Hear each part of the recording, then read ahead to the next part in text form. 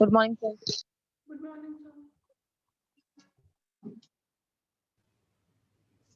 वो मुझे थोड़ा दुखदाई लगता है। Good morning sir.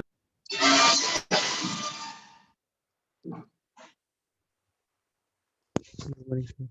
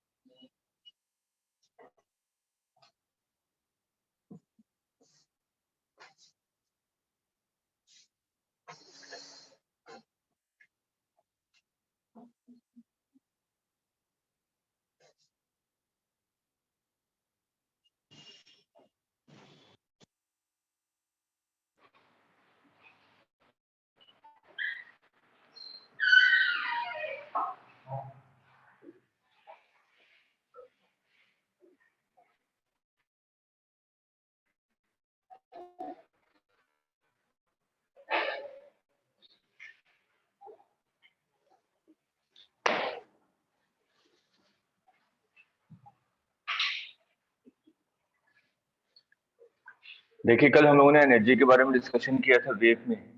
देखिए इंपॉर्टेंट एक्सपेक्ट क्या था आपका कि काइनेटिक एनर्जी और पोटेंशियल एनर्जी दोनों सेम होती हैं और टाइम वेरिएबल होती है, और वो भी क्या थी आपकी टाइम वेरिएबल। अगर हम लोग एवरेज पावर के बारे में बात करें, सिंपल अगर पावर, ठीक है, मैं कोई डेरिवेशन नहीं करा रहा क्योंकि प्योर मैथमेटिक्स ट्रिग्नोमेट्रिक हम लोग पूरी एवरेज वैल्यू निकालेंगे, ठीक है। तो यहाँ पे पी एवरेज आप लोगों को याद होगा, पी एवरेज कितना आता है, एवरेज पावर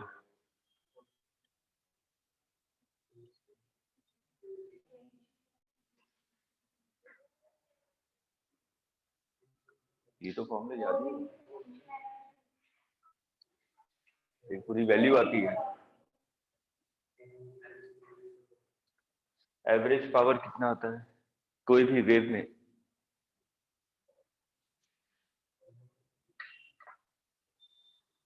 आप लोगों को आवाज आ रही है? Yes sir. अच्छा, हाँ तो बताइए एवरेज पावर कितना होता है? Hello. डायरेक्ट फॉर्मूला है 2 पाई स्क्वायर न्यू स्क्वायर, पढ़ा होगा।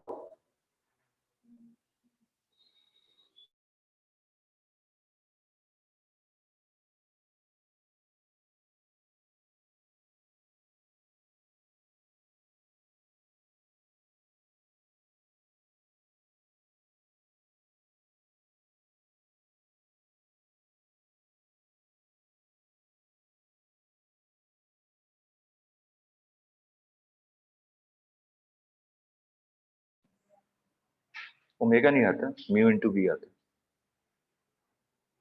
और सो से पहले तो सब चीजें सही कही।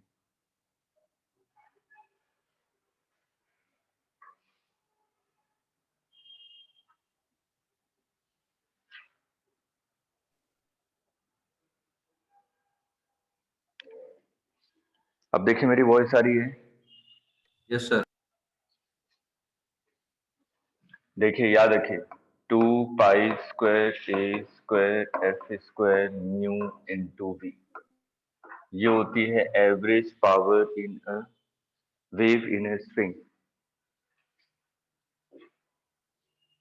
स्ट्रिंग में अगर वेव ट्रेवल करे तो average power 2 pi square A square F square mu into we.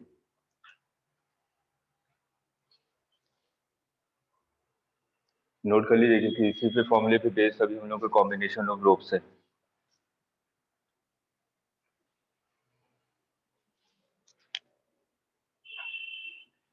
अब देखिए हम लोग इंटेंसिटी टर्म पढ़ेंगे, मॉडर्न फिजिक्स में डिटेल में बताऊंगा। इंटेंसिटी का मतलब क्या होता है? पावर पर यूनिट एरिया, ठीक है। या सिंपल हम लोग इंटेंसिटी कैसे डिफाइन करते हैं? Intensity is equal to energy per unit area per unit time. तो एनर्जी पर यूनिट टाइम आपका पावर हो गया। तो अगर मेरे को इंटेंसिटी डिफाइन करनी है तो मैं क्या डिफाइन करूंगा? पावर पर यूनिट एरिया, ठीक। तो यहाँ पर अगर मैं average power per unit area निकालता हूँ तो देखिए यहाँ पे जो इंटेंसिटी है वो directly proportional to a square है, यही है ना। फ्रीक्वेंसी तो आपकी जो भी होगी वो तो कांस्टेंट होगी, न्यू कांस्टेंट होगा। वेव वेलोसिटी किसी पर्टिकुलर मीडियम के लिए कांस्टेंट होगा, ठीक। तो अगर मैं यहाँ पे average power per unit area निकालूं तो जो इंटेंसिटी है वो directly proportional to amplitude square. ये हम लोग डायरेक्ट पढ़ते हैं वेव ऑप्टिक्स में जब इंटरफेरेंस से स्टार्ट करते हैं, ठीक है। कि जो इंटेंसिटी होती है वो डायरेक्टली प्रोपोर्शनल टू क्या होती है? Amplitude square. इसका प्रूफ यहीं पर है वेव, लिख लीजिए। Intensity is directly proportional to amplitude square.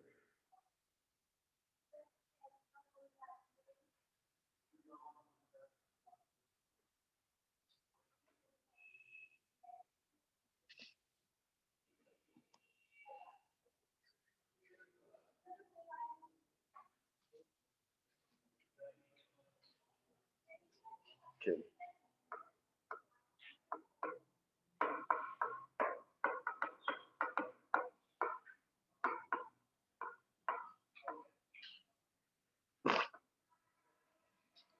देखिए सुपरपोजिशन ऑफ टू वेव्स। मान लीजिए एक वेव आपकी इस डायरेक्शन से आ रही है, लेफ्ट डायरेक्शन से, इसका एम्पलीट्यूड ए है, और एक वेव सेम एम्पलीट्यूड की लेफ्ट डायरेक्शन से आ रही है, या राइट डायरेक्शन से लेफ्ट डायरेक्शन से, ठीक है। अब यहाँ पे मैं क्या बात कर रहा हूँ कि दोनों का कंप्लीट सुपरपोजिशन होगा। कंप्लीट सुपरपोजिशन होगा तो एम्पलीट्यूड क्या हो जाएगा? एड ऑन हो जाएगा। ये एम्पलीट्यूड आपका 2a हो गया। एक वेव तो आपकी इधर आ रही थी, एक वेव इधर आ रही थी, दोनों आपस में कंबाइन हुए, मैक्सिमम एम्पलीट्यूड हो गया। उसके बाद ये वाली वेव जो इधर जा रही थी वो इधर चली गई, ये वाली वेव इधर चली गई, ठीक है। तो आफ्टर सुपरपोजिशन ये वेव तो इधर मूव कर जाएगी और ये वाली वेव इधर मूव कर जाएगी। ये कंप्लीट सुपरपोजिशन है, कंप्लीट सुपरपोजिशन।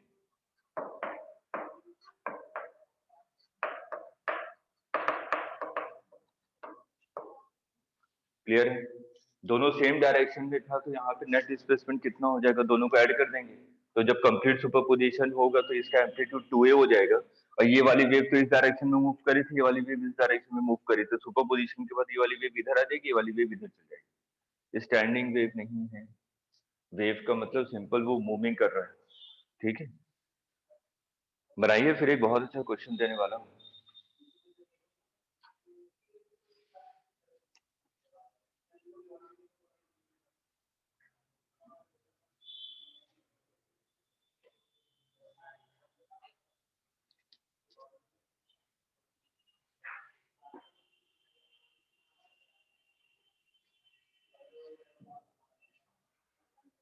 अब मान लीजिए ये वेव इधर आ रही है और एक वेव इधर से आ रही है, लेकिन अब नेगेटिव एम्पलीट्यूड में। जब कंप्लीट सुपरपोजिशन होगा तो यही बनेगा, नेट डिस्प्लेसमेंट 0, ये पॉजिटिव ए और ये आपका माइनस ए। उसके बाद ये वाली वेव इधर आ रही थी, ये इधर चली जाएगी, ये वाली वेव इधर जा रही थी, ये इधर चली जाएगी। यही होगा ना? इसको बनाइए, उसके बाद क्वेश्चन को सुनिए क्या पूछ रहा हूं।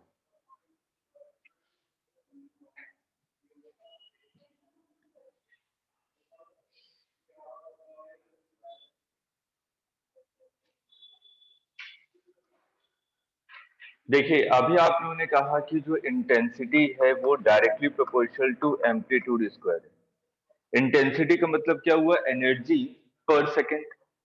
अगर मैं एरिया को पर यूनिट मान रहा हूं तो ठीक है, तो सिंपल इंटेंसिटी हमें किस चीज को डिफाइन कर रहा है, एनर्जी को डिफाइन कर रहा है। इंटेंसिटी जितनी ज्यादा है इसका मतलब एनर्जी उतनी ज्यादा है किसी भी पर्टिकुलर लोकेशन पे। ठीक, तो मेरा क्वेश्चन ये है कि यहाँ पे देखिए, एक वेव इस डायरेक्शन में मूव कर रहा है और एक वेव आपकी इस डायरेक्शन में मूव कर रही है, दोनों के पास एम्पलीट्यूड है, इसका मतलब दोनों के पास एनर्जी है। ठीक, दोनों वेव एनर्जी को कैरी करके आ रहे हैं। अब दोनों का जब कंप्लीट सुपरपोजिशन हुआ तो नेट एम्पलीट्यूड कितना हो गया, जीरो। नेट एम्पलीट्यूड जीरो हो गया, इसका मतलब इंटेंसिटी कितनी हो गई, इंटेंसिटी जीरो हो गई, इसका मतलब एनर्जी कितनी हो गई, गई कहाँ एनर्जी, यहाँ पे एनर्जी थी ना, एम्पलीट्यूड एनर्जी थी। तो उसके बाद जब कंप्लीट सुपरपोजिशन हुआ तो एम्पलीट्यूड जीरो हो गया, तो नेट एनर्जी कितनी हो गई, जीरो हो गई, क्योंकि एम्पलीट्यूड के स्क्वायर के इक्वल है। ठीक, उसके फिर वापस एनर्जी आ गई, तो बीच में कहाँ घूमने निकल गई थी एनर्जी,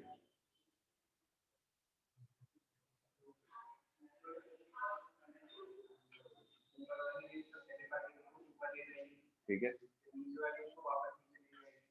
ठीक है, इसमें कहा है, हाँ तो नेट की तो बात कर रहा हूँ, उसी इंस्टेंट के तो बारे में बात कर रहा हूँ मैं, कि जब नेट डिस्प्लेसमेंट जीरो हो गया है सुपरपोजिशन पे के बाद, उस समय एनर्जी कहाँ गई, क्वेश्चन तो यही है मेरा।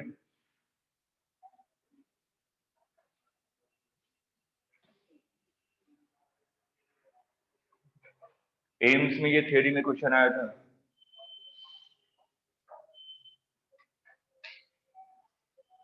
सोच के देखिए, बहुत टिपिकल नहीं है, थोड़ा सा सोचिए आंसर आ जाएगा।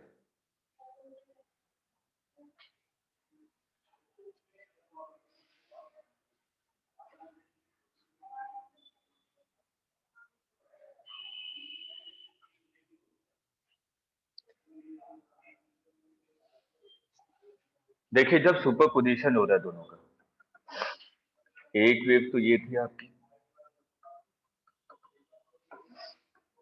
और एक वेव ये थी, तभी तो नेट डिस्प्लेसमेंट जीरो हुआ। ठीक है, ये वाली वेव इस डायरेक्शन में मूव कर रहा था और ये वाला वेव आपका इस डायरेक्शन में मूव कर रहा था। ठीक, अब मैं यहाँ पे इस वाले पार्टिकल के बारे में बात करूं, ये पार्टिकल कहाँ मूव करे, ऊपर वाले वेव, ऊपर या नीचे, ऊपर नीचे, कुछ देर के बाद ये वेव आगे पहुंचेगा ना, आगे पहुंचेगा तो मान लीजिए यहाँ आ गया, तो ये तो नीचे आ गया ना पार्टिकल। ठीक है, तो ये वाला जो पार्टिकल है वो कहाँ मूव करे, इस वाले वेव का नीचे की तरफ, ये वाला पार्टिकल सब ऐसे नीचे की तरफ मूव कर रहा है, ये वाला पार्टिकल ये भी नीचे, ये वाला वेव इधर आ जाएगा ना कुछ देर के बाद, ऐसे ही होगा ना, तो ये वाला पार्टिकल भी कहाँ जा रहा है,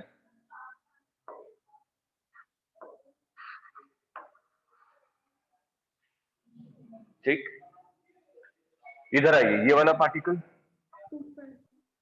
ऊपर, यस, और ये वाला पार्टिकल ये भी ऊपर। अब देखिए नेट नेट डायग्राम बनाइए। अब नेट डायग्राम में जो मैं देखूं, इस पोर्शन के लेफ्ट हैंड साइड पे, इस पोर्शन के लेफ्ट हैंड साइड में इस वाले वेव पे जितने भी पार्टिकल्स हैं और इस वाले वेव पे जितने भी पार्टिकल्स हैं, सभी क्या हो रहे हैं, नीचे की तरफ मूव कर रहे हैं। ठीक है, अगर सभी नीचे की तरफ मूव करेंगे, अच्छा ये बताइए सबसे ज्यादा डिस्प्लेसमेंट बढ़ेगी, सबसे ज्यादा वेलोसिटी किसके पास होगी, जो ऊपर वाला पार्टिकल होगा या जो ये वाला पार्टिकल होगा, नीचे वाला ना, क्योंकि मीन पोजीशन के बिल्कुल पास आ रहा है। ठीक है, तो जो पार्टिकल मीन पोजीशन के पास होंगे उनकी वेलोसिटी सबसे ज्यादा होगी, अगर वेलोसिटी सबसे ज्यादा होगी इसका मतलब यहाँ पे अगर मैं इन दोनों का रिजल्टेंट बनाऊं तो क्या कुछ ऐसा बना सकता हूँ,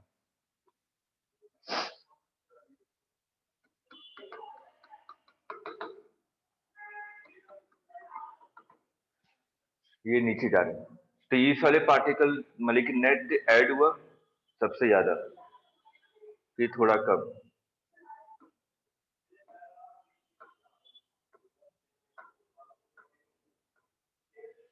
क्या सही है? जो सबसे ज्यादा मीन के पास है दोनों ऐड हो गए, दोनों ऐड हो गए तो और रिजल्टेंट सबसे ज्यादा इंक्रीज हो गया। ठीक, और इस वाले पोजीशन पे जाऊंगा तो इंक्रीज होगा।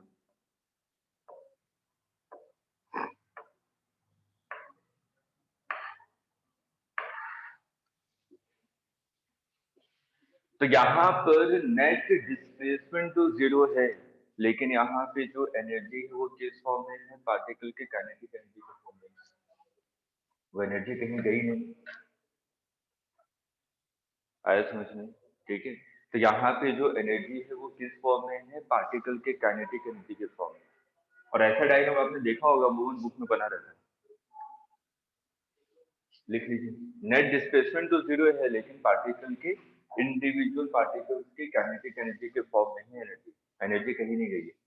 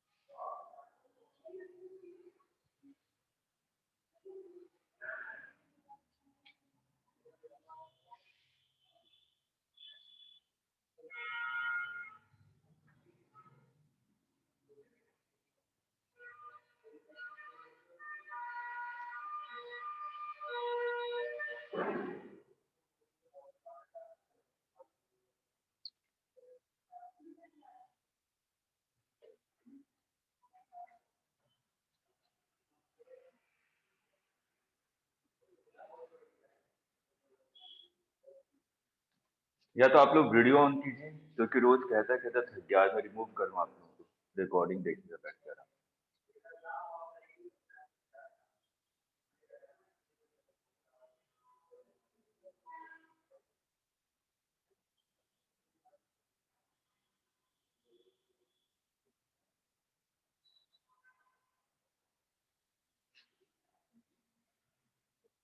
देखिए, एक ही बात को रोज रिपीट करना अच्छा नहीं लगता। मेरे पेशेंस को चेक मत कीजिए, मैं लिटरली पूरे वीक के लिए रिमूव कर दूंगा। रोज एक बार रिपीट करता हूँ कि वीडियो ऑन करके बैठिए।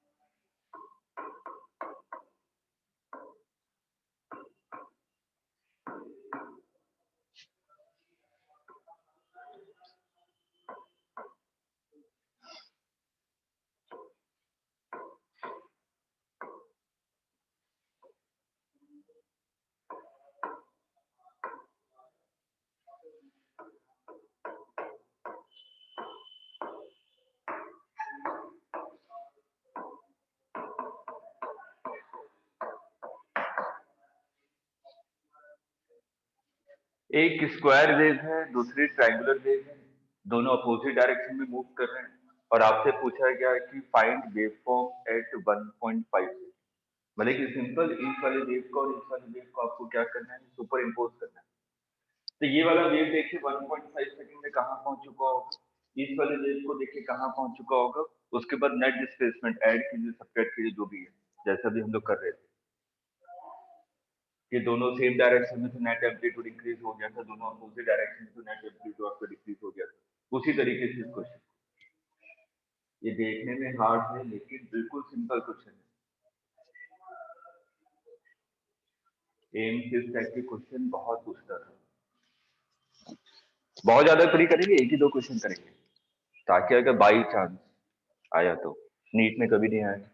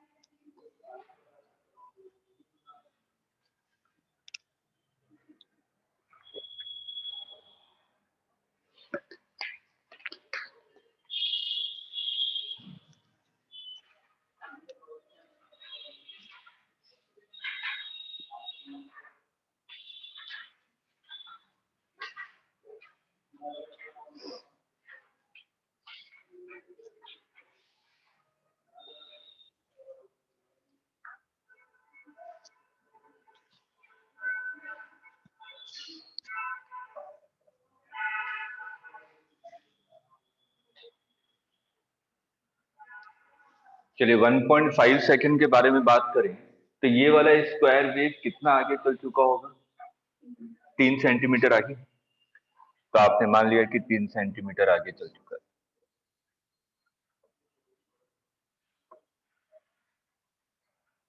ये यहां पहुंच गया।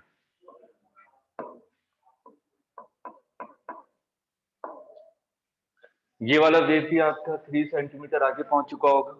ठीक है, तो लॉजिकली सोचिए जैसे कि ये ए पॉइंट है, ये बी पॉइंट है, 3 सेंटीमीटर आगे चल रहा, बी यहां पे आ गया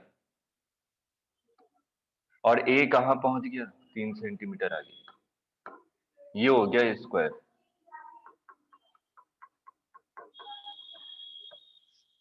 ये होगा ना, 3 सेंटीमीटर आगे पहुंच गया। अब ट्रायंगल वाले को देखिए, ये ट्रायंगल वाला भी 3 सेंटीमीटर आगे आ गया है। ये कितना है अभी? 1। ठीक है, तो ये 1 है, 3 सेंटीमीटर आगे आ गया, तो ये वाला पॉइंट आगे आएगा तो यहां तक पहुंच जाएगा। ये कितना हो गया टोटल आपका? 4। ये ऐसा हो जाएगा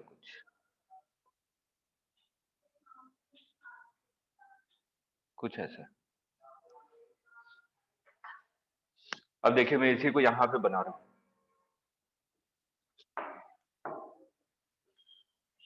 ये यहाँ पे 1 सेंटीमीटर से ये 2, लेकिन यहाँ पे कहीं पे मीट कर रहा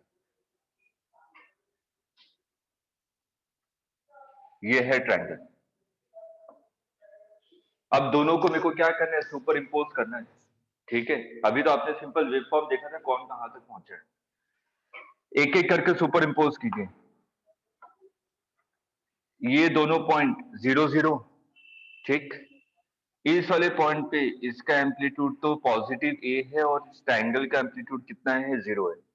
मतलब कि ये तो यहां तक तो ऐसे ही चलेगा। सिंपल ये चलेगा ना, ट्रायंगल तो 0 है, सिर्फ और सिर्फ जैसे स्क्वायर होगा वैसा चलेगा वेव फॉर्म। ठीक, अब इसके आगे मान लीजिए ये आपका 1 सेंटीमीटर है ट्रायंगल का एम्पलीट्यूड, और इस स्क्वायर का एम्पलीट्यूड कितना है? 2। तो दोनों ऐड होंगे ना। इस वाले पॉइंट पे स्क्वायर का एम्पलीट्यूड कितना है? +2, और ट्रायंगल का एम्पलीट्यूड भी कितना है? +2। इसका मतलब इंक्रीज होगा। ये ऐसा, ये ट्रायंगल जाएगा और ये मैक्सिमम पे पहुंचेगा। उसके बाद ये आपका स्क्वायर वाला ट्रायंगल वाला कम होता जा रहा है। ठीक, तो ये कैसे जाएगा? ये आपका 0 हो गया, ये यहां पे 0 हो गया, ये मतलब कि यहां पर आके 0 होगा, कुछ ऐसा। यहीं पे 0 होगा ना आके, तो इसका ये हो गया, खत्म। नहीं आया समझ। हर एक पॉइंट पे ऐड करते जाइए, कुछ नहीं करना। यहाँ पे इसका कितना है? 0, और इसका कितना है? 2। तो 2 + 0 2। ये यहाँ पे कितना है? 0, और ये वाला यहाँ पे कितना है? 2। तो 2 + 0 2। कुछ देर के बाद मान लीजिए ये ट्रायंगल वाले के बारे में बात करें, ये छोड़ दीजिए, इस वाले पॉइंट पे इस पे कितना है ट्रायंगल का? 2, और स्क्वायर का कितना है? 2। तो 2 + 2 4। पॉइंट बनाते जाइए। ठीक है, उसके बाद यहाँ पे मान लीजिए ये कितना है? 2 है, और ये आपका ट्रायंगल का कितना है? 1 है। तो 2 + 1 3, यहाँ पे कहीं पे होगा। उसके बाद स्क्वायर वाला तो 0 हो गया, ट्रायंगल वाला भी 0 हो गया, मतलब कि दोनों 0 + 0 0 ना, खत्म।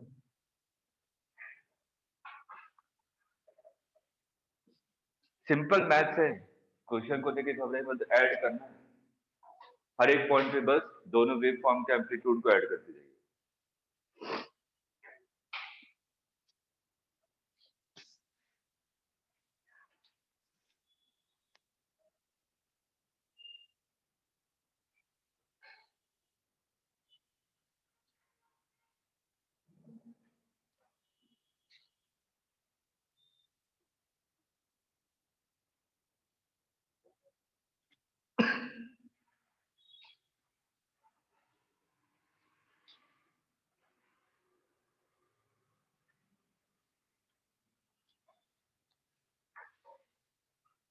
नोट कर लिया?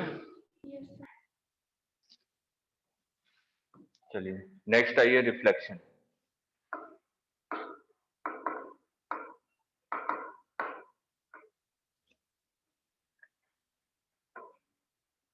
मान लीजिए ये फिक्स्ड एंड है, यहाँ पे एक वेव आ रही है, रस्सी से एक वेव इस डायरेक्शन में आ रही है, ठीक, और एक आपका फ्री एंड है, ये वेव है, ये फ्री एंड है।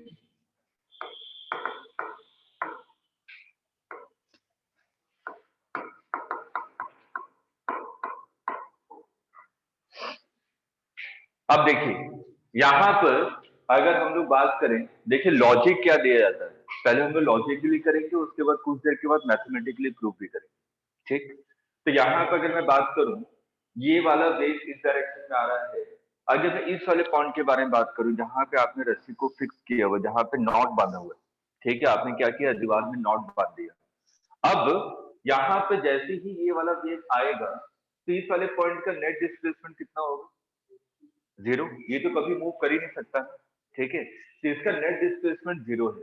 अब थोड़ा सा लॉजिकली सोचिए, ये रस्सी इस डायरेक्शन में आ रही है, ठीक है, ये वाला जो वेव है इस डायरेक्शन में आ रहा है, ये वेव जैसे जैसे आगे बढ़ता जाएगा, आगे वाले पार्टिकल को ये क्या करते जा रहा है, ऊपर उठाता जा रहा है। इमेजिन कीजिए, ये वेव आगे बढ़ा तो इसने इस वाले पार्टिकल को ऊपर उठा दिया, फिर ये आगे बढ़ा, इस वाले पार्टिकल को ऊपर उठा दिया, ठीक। अब ये वेव जैसे ही इस वाले पोजीशन पे पहुंचेगा तो इसको ऊपर उठाने की कोशिश करेगा कि इस वाले पॉइंट को मैं ऊपर उठा दूं, ठीक, लेकिन ये क्या आपने नॉट बांधा हुआ है तो ये वेव के कारण ऊपर नहीं उठेगा, वेव को ही नीचे खींच देगा, ठीक। तो इसने क्या किया, वेव को ही नीचे खींच दिया और वेव उल्टा हो गया और ये टकरा के जाने लगा, ठीक है। अब इस वाले पे आते हैं, इस वाले में अगर हम लोग आए तो ये आगे आ रहा है, ये ऊपर की तरफ उठ रहा है, ये आगे आ रहा है, ये ऊपर की तरफ उठ रहा है।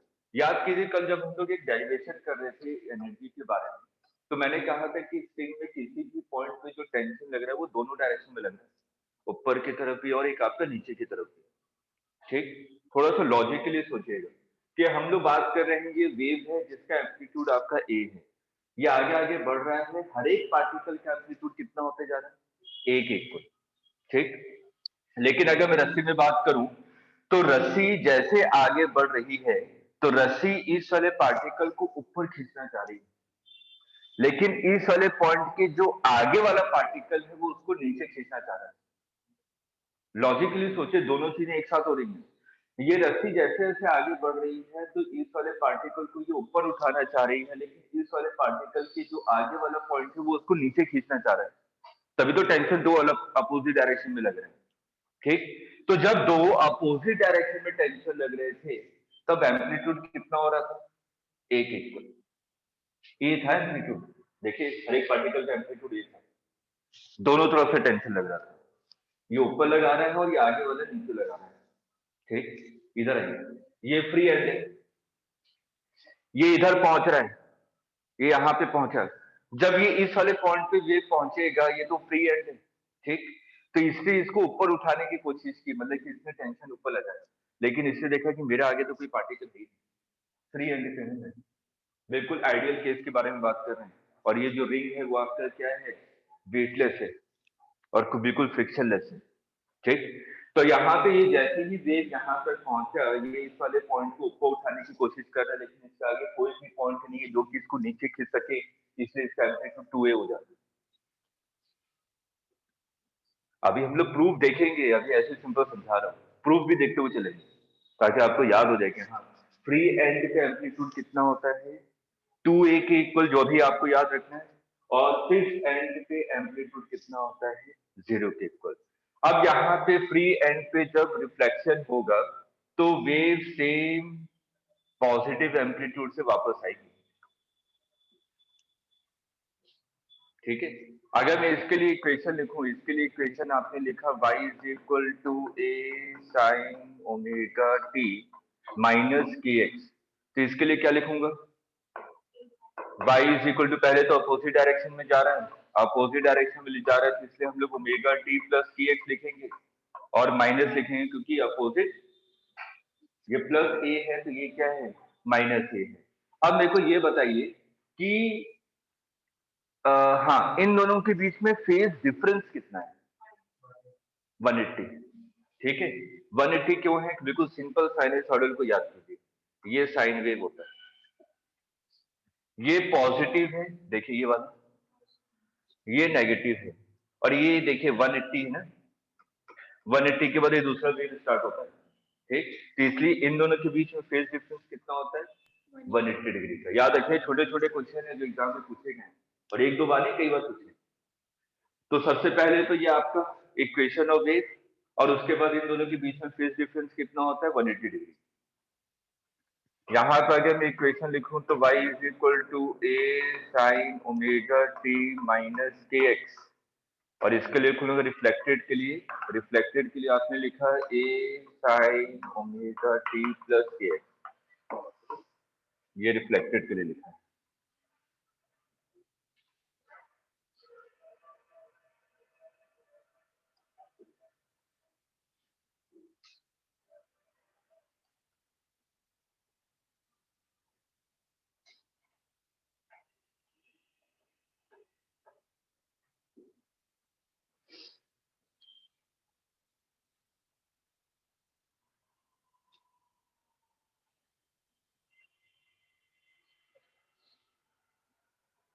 इन दोनों के बीच में फेज डिफरेंस 0 डिग्री।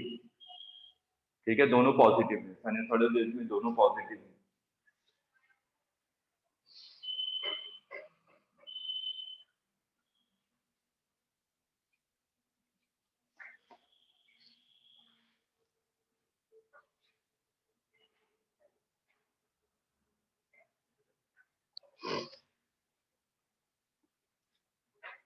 नोट कर लिया? सर ये जो फ्री एंड में जो हमने फर्स्ट इक्वेशन लिखी है उसमें ओमेगा टी प्लस के एक्स क्यों लिखा है सर? वो जा तो राइट हैंड साइड ही रही है। माइनस लिखा, प्लस का।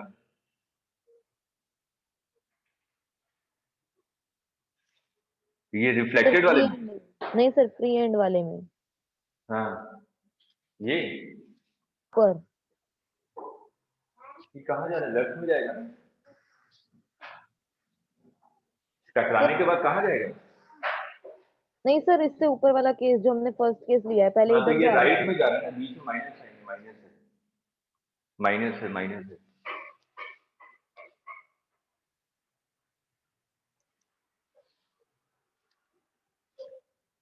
चलिए, अब इसमें सेकंड कॉन्सेप्ट कि हम लोग इस टाइप में कैसे इसको समझाया गया। ये मान लीजिए कि फिक्स्ड एंड है,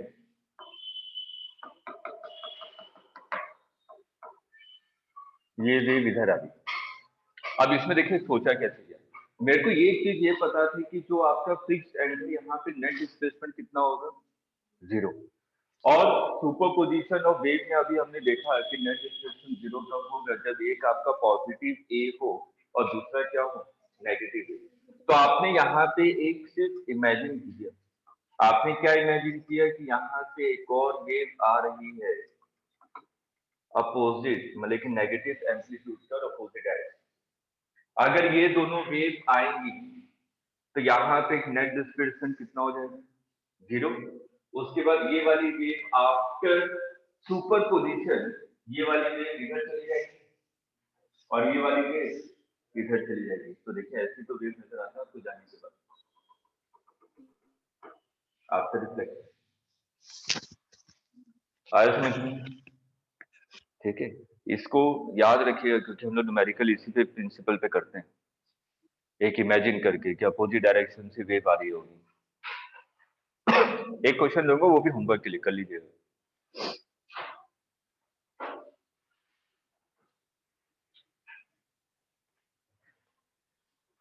सिर्फ डायग्राम बना के मत छोड़ दीजिएगा, बाद में खुद ही कंफ्यूज हो जाएंगे ये डायग्राम आया कहाँ से।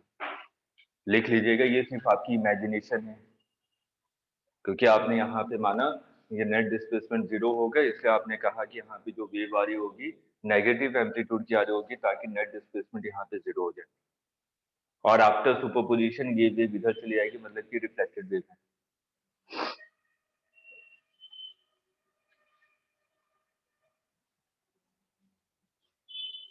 आपकी वॉइस क्रैक हो रही है।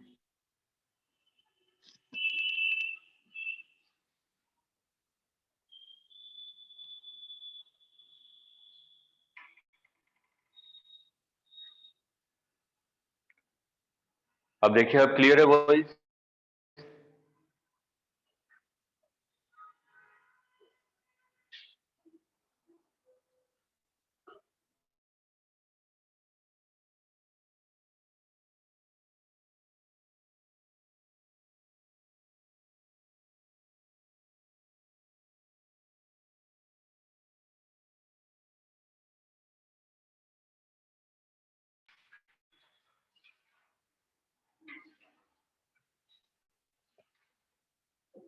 अब वॉइस क्लियर है सभी को?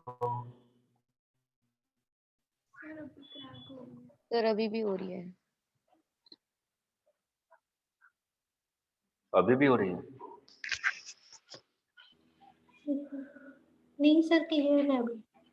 अब ठीक है।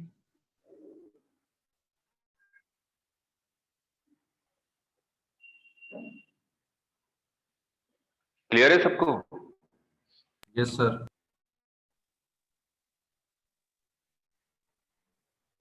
ठीक है। अब देखिए, हम लोग जो फ्री एंड के बारे में बात कर रहे थे, फ्री एंड में कैसे सोचा गया? ये फ्री एंड था। फ्री एंड में हमने माना, क्योंकि इस वाले पॉइंट का जो नेट एम्पलीट्यूड था, नेट डिस्प्लेसमेंट था, कि यहाँ से एक वेव आ रही होगी सेम पॉजिटिव एम्पलीट्यूड की इस डायरेक्शन।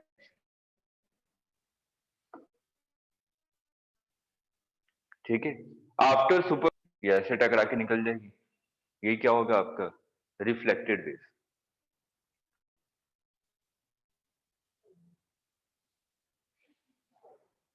क्वेश्चन को सॉल्व करने का ये शॉर्ट ट्रिक है।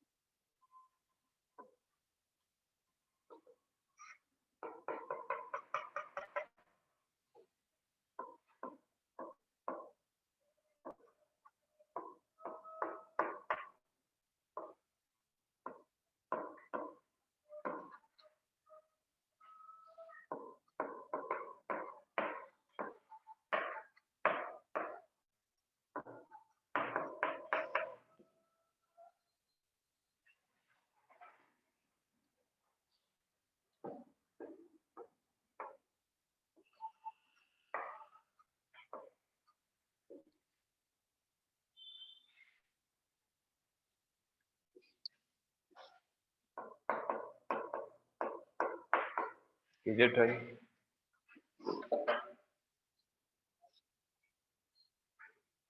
Find shape of waveform at t is equal to 1.5 second.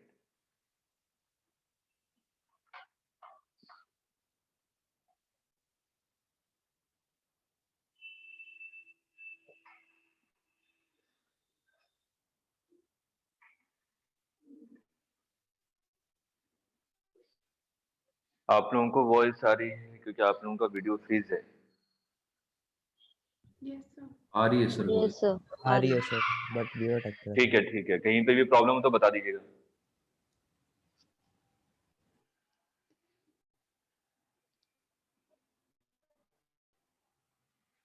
Sir उसकी स्पीड क्या दे रखी है? स्पीड 2 सेंटीमीटर पर सेकेंड। स्पीड है 2 सेंटीमीटर पर सेकेंड।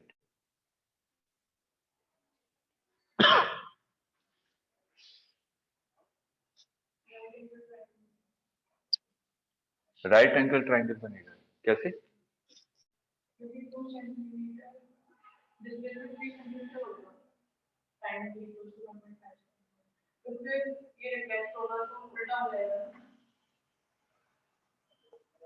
उसके लिए भी शॉर्ट ट्रिक बताएं। उल्टा नहीं देखेंगे।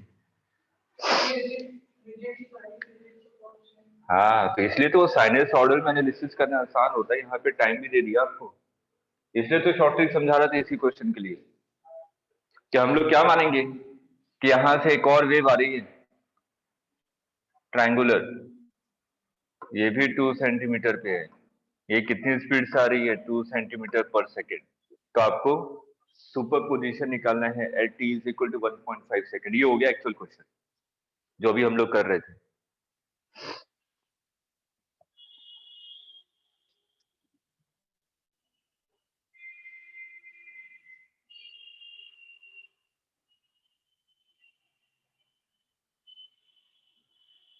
सर उल्टा नहीं होगा। अरे अभी मैं क्या समझा रहा था कि रिजिड सपोर्ट है, अगर यहाँ पे फिक्स एंड है तो हम तो क्या मानते हैं कि इधर से भी एक वेव आ रही है ना, सॉरी ये उल्टा होगा, ये ठीक है आपको बोलना चाहिए, तो ये आपका उल्टा होगा, ठीक है, तो ये इस एंड पे आ रही है, तो दोनों क्या करेंगे सुपर इम्पोज करेंगे, इसको कर सकते हैं अब 1.5 सेकंड देख लीजिएगा, ये कहाँ पे पहुंचा, ये यहाँ पे कहीं पहुंच चुका होगा और ये वाला यहाँ पे पहुंच चुका होगा, सुपर इम्पोज कर दीजिए, ठीक है, वो देख लीजिएगा ऐसे कुछ बनेगा।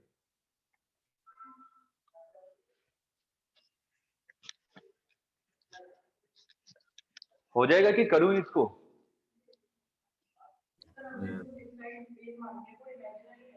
हाँ हाँ, वो सिर्फ इधर की इधर वाला,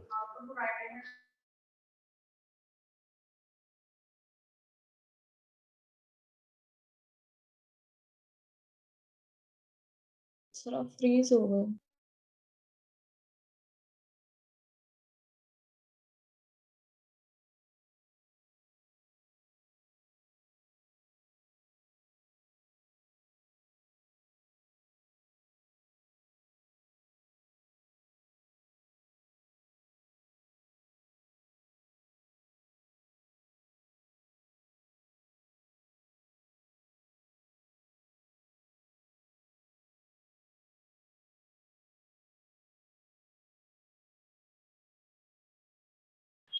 सुबह कुछ रहता नहीं है ना।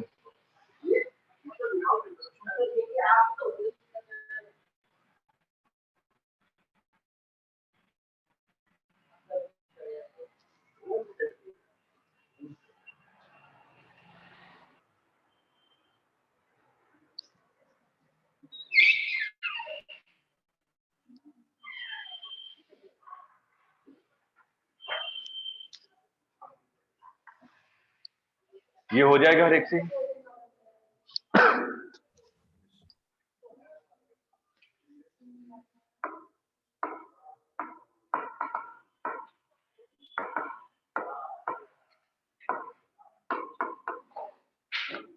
अब देखिए कॉम्बिनेशन ऑफ रोप, जैसे कि मान लीजिए जैसे कल भी हम लोग डिस्कस कर रहे थे, आपके पास दो रस्सियां हैं, एक आपकी थिक है और एक आपकी थिन है, ये ऐसी दो रस्सियां। सबसे पहले अगर हम लोग यहाँ पे बात करें, एक पल्स जनरेट किया आपने, ठीक है, यहाँ पे अगर मैं एक पल्स जनरेट करता हूं तो ये पल्स यहाँ पे आएगा, कुछ एनर्जी इधर चली जाएगी और कुछ एनर्जी टकरा के वापस आएगी। थोड़ा सा सिर्फ इमेजिन कीजिए, इमेजिन क्या करना है आपको कि यहाँ पे ये वाला जो पॉइंट है जहां पे दोनों रस्सियों को आपने नॉट बांधा है, तो अगर मैंने पल्स इस हैवियर वाली रस्सी में जनरेट किया है तो ये पल्स यहाँ पर आएगा, इस हैवियर रोप के कंपैरिजन में ये जो थिन रोप है वो रेयरर मीडियम की तरह बिहेव करेगा ना, मतलब कि फ्री एंड की तरह बिहेव करेगा, इसके कंपैरिजन भी हल्का है ना, ठीक, तो इसका मतलब ये इसके लिए तो फ्री एंड ही होगा। अगर फ्री एंड होगा लेकिन एक्चुअल में फ्री एंड नहीं है, इसलिए कुछ एनर्जी तो आगे चली जाएगी, ठीक, और कुछ एनर्जी टकरा के वापस भी आएगी, रिफ्लेक्शन भी होगा ना, दोनों चीजें होंगी यहाँ पे, कुछ एनर्जी आपकी ट्रांसमिट भी होगी और कुछ एनर्जी आपकी रिफ्लेक्ट भी होगी, ठीक है। अब वैसे अगर आपने यहाँ पे पल्स जनरेट किया, ठीक है, इस वाले पॉइंट से अगर मैं पल्स को जनरेट करूंगा तो इस वाले पॉइंट से जो भी पल्स आएगी वो इस वाले पॉइंट पे आके टकराएगी।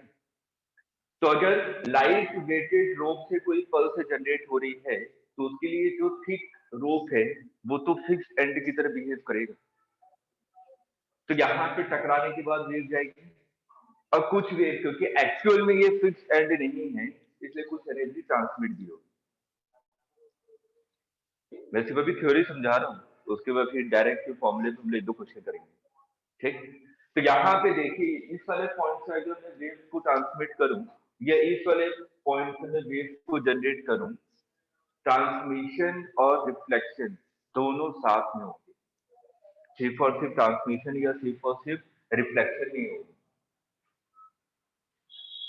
पर ये पॉइंट लिख लीजिए।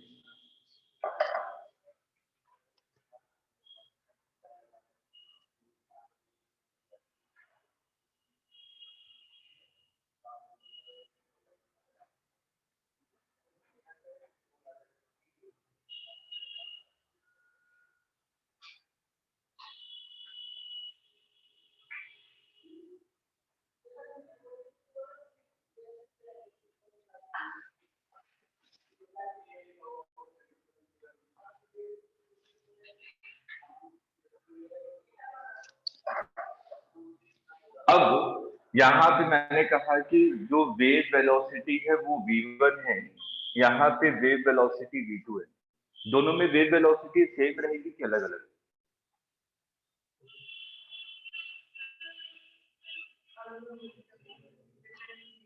हाँ, क्योंकि जो आपकी वेव वेलोसिटी होती है वो मीडियम पे डिपेंड होता है, ठीक। तो आपकी मीडियम अलग अलग है, एक आपका क्या है डेंसर मीडियम है, एक आपका क्या है रेयरर मीडियम है। तो यहाँ पे जो वेव वेलोसिटी होगी वो दोनों में अलग अलग होगी। सेकंड, इसके लिए आपने कहा μ1 है और इसके लिए क्या है μ2 है, मास पर यूनिट लेंथ, ठीक। टेंशन क्या होगा? टेंशन कल ही हम लोगों ने डिस्कस किया था, टेंशन सेम रहेगा दोनों में। आपने कहा यहाँ पे फ्रीक्वेंसी f1 है, यहाँ पे फ्रीक्वेंसी f2 है। फ्रीक्वेंसी क्या होता है? Independent of medium. तो यहाँ पे जो फ्रीक्वेंसी होगी f1 is equal to f2।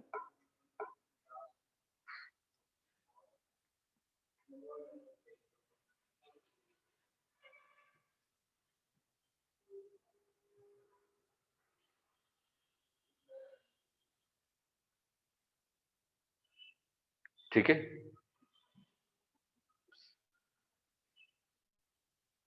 मैं डेरिवेशन नहीं करवा रहा हूं, लेकिन आप लोग कर सकते हैं, हिंट दे देता हूं, करके देख लीजिएगा, करने में कोई बुराई नहीं है, लेकिन अभी क्लास में नहीं करवा रहा हूं। ये मान लीजिए ये पल्स है, ये थिक रोप था, आपने पल्स जनरेट किया, ये थिन रोप है। इसका जो एम्पलीट्यूड है वो AI है, मतलब कि इंसिडेंट वेव का एम्पलीट्यूड, ठीक। अब क्या हुआ, कुछ वेव आपका ट्रांसमिट हो गया और कुछ वेव आपका रिफ्लेक्ट हो गया, तो आपने कुछ ऐसे बनाया। ये कौन सा मीडियम है इस वाले पल्स के लिए? रेयर। अगर रेयर मीडियम है तो यहाँ पे जो रिफ्लेक्टेड वेव होगा उसका एम्पलीट्यूड पॉजिटिव होगा कि नेगेटिव होगा? पॉजिटिव, जैसे रेयर मीडियम के लिए हमने देखा था फ्री एंड पे। तो आपने कहा कि ये रिफ्लेक्टेड वेव का पल्स है।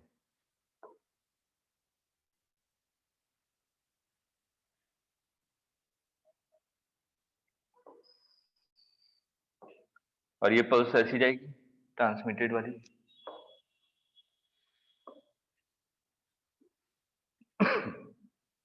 ये आपका रिफ्लेक्टेड वेव का एम्पलीट्यूड है, ये ट्रांसमिटेड वेव का एम्पलीट्यूड है।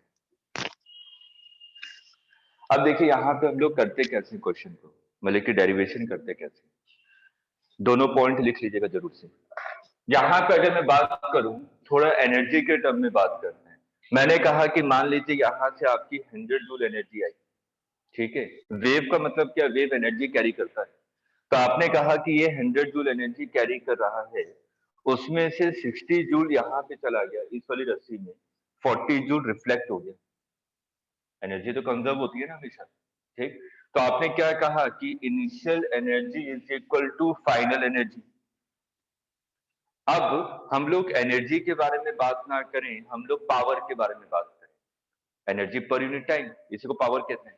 तो मैंने कहा कि पर सेकंड जितनी एनर्जी इंसिडेंट हो रही थी उतनी ही एनर्जी पर सेकंड ट्रांसमिट भी होगी और रिफ्लेक्ट भी होगी। इसका मतलब आपने कहा कि incident average power is equal to transmitted power plus reflected power. एक इक्वेशन यहां से बनेगी, क्योंकि अभी आपने एवरेज पावर का फॉर्मूला लिखा था 2 pi square mu square F square ए स्क्वायर म्यू इनटू बी, याद आ रहा है?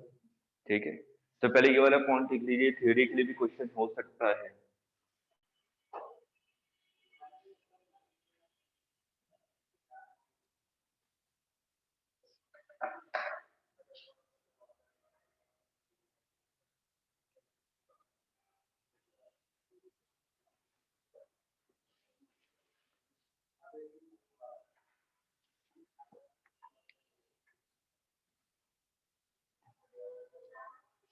हमारे पास हमें एक्चुअल में निकालना क्या है, हमें इंसिडेंट वेव का एम्पलीट्यूड पता है, मेरे को रिफ्लेक्टेड वेव का एम्पलीट्यूड और ट्रांसमिटेड वेव का एम्पलीट्यूड निकालना है।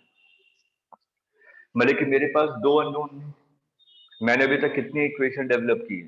एक इक्वेशन, ठीक है। यहां से एक इक्वेशन डेवलप कर ली है, दूसरी इक्वेशन मैं कहां से डेवलप कर सकता हूं?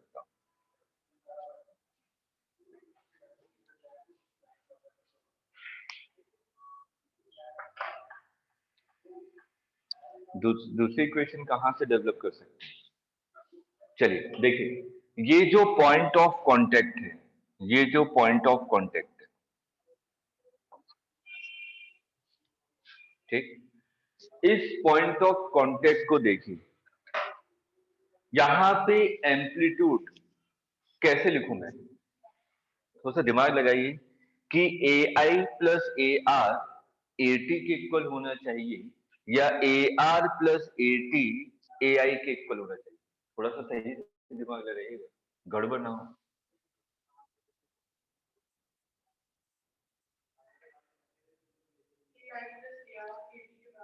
क्यों?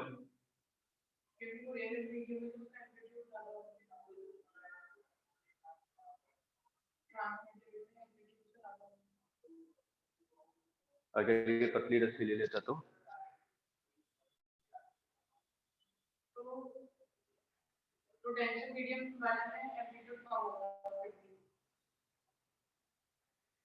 ये मान लीजिए उल्टा है, ये पतली रस्सी है, ये आपका ठीक है राइट वाला,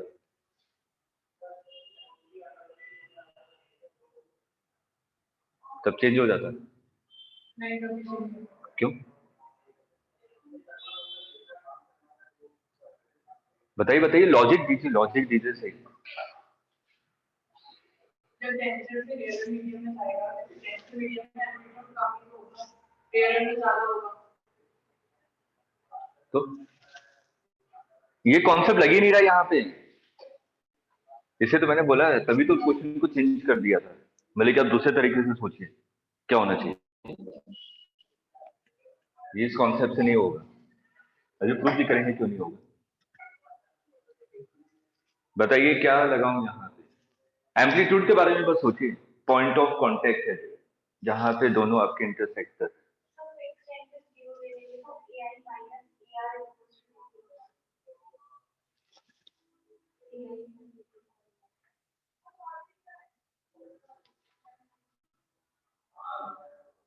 सही से सोचिए,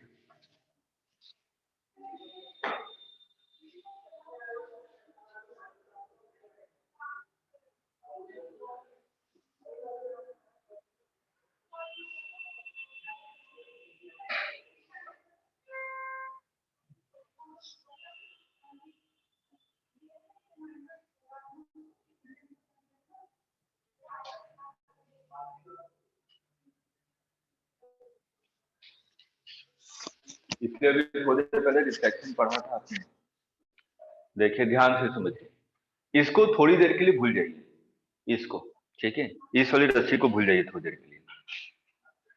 ये एक रस्सी है, ये है, ये जो रस्सी है ये फ्री एंड है ना, ये फ्री एंड है।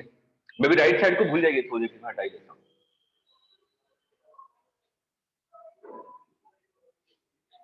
ये अब मैंने कहा कि सी पॉइंट का आपको एम्पलीट्यूड निकालना है, ठीक है। तो सी पॉइंट का भी एम्पलीट्यूड निकालने के लिए आपने शॉर्ट ट्रिक क्या देखा था कि मैं यहां से एक पल्स मानूंगा, इस डायरेक्शन में आ रहा होगा, है ना, और दोनों यहाँ पे सुपर इम्पोज करेंगे, नेट एम्पलीट्यूड आपका इंक्रीज हो जाएगा। ये भी ए था, ये भी ए था, तो ये कितना हो गया था 2a। लेकिन ये कितना है, ए आर है, ये कितना है, ए आई है, तो इसका नेट एम्पलीट्यूड कितना होगा, ए आई प्लस ए आर, ये होगा ना।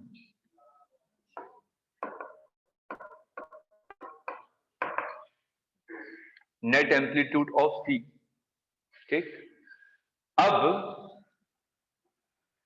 थिक रस्सी को भूल जाइए, सिर्फ इसको देखिए, पतली वाली रस्सी को, ठीक है। पतली वाली रस्सी में तो एक ही वेव है ना, कोई दूसरी वेव थोड़ी ना थी, लेकिन मोटी वाली रस्सी में दो थे, एक आपका इंसिडेंट भी था और एक आपका रिफ्लेक्टेड भी था, ठीक। तो इस वाले में तो सिर्फ और सिर्फ क्या है आपका 80। तो इसका ये जब पल्स यहां पे रहा होगा इस वाले पॉइंट पे, तो इसका एम्पलीट्यूड कितना रहा होगा, 80 के इक्वल ना। तो नेट एम्पलीट्यूड इसका कितना होना चाहिए, दोनों के लिए सेम होना चाहिए ना। अगर सुपर पोजिशन हो रहा है तो ये थोड़ी ना एक ही पॉइंट पे ये वाला सी पॉइंट यहाँ पे और यहाँ पे हो सकता है क्या, एक इंस्टेंट पे। सी तो किसी एक ही लोकेशन पे होगा ना, या तो यहाँ पे होगा या तो यहाँ पे होगा, सी तो सिंगल पॉइंट है। तो मैं यहाँ पे बात कर रहा हूं कि इन दोनों के कारण जो नेट डिस्प्लेसमेंट आया और ये पतली वाली रस्सी में वेव के कारण जो नेट डिस्प्लेसमेंट आया, दोनों सेम होने चाहिए ना, अलग अलग थोड़ी ना होगा डिस्प्लेसमेंट, वो तो क्योंकि हम लोग सिंगल पॉइंट के बारे में एनालिसिस कर रहे हैं।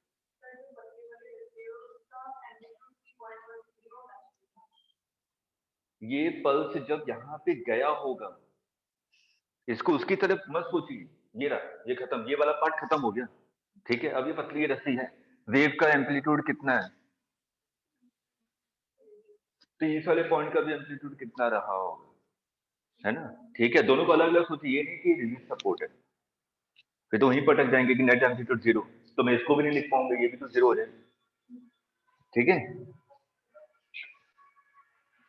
तो देखिए दो इक्वेशन बन रहे हैं, एक तो पावर वाली इक्वेशन बन रही है और एक ये वाली इक्वेशन बन रही है, तो दो इक्वेशन दो अननोन, इसको घर पे ट्राई कीजिए, तो मैं डायरेक्ट रिजल्ट देखता हूँ।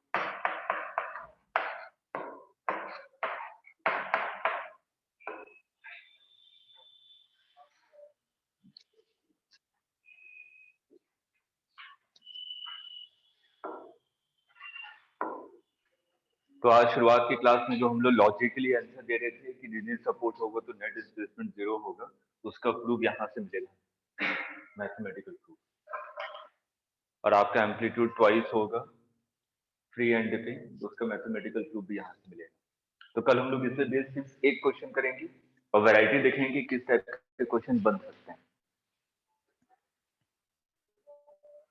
और कुछ थ्योरी के पॉइंट, वैसे आज तो मैंने बता दिए, पर फिर से कल थ्योरी के पॉइंट रिपीट करूंगा जो कि पूछे गए हैं एग्जाम में।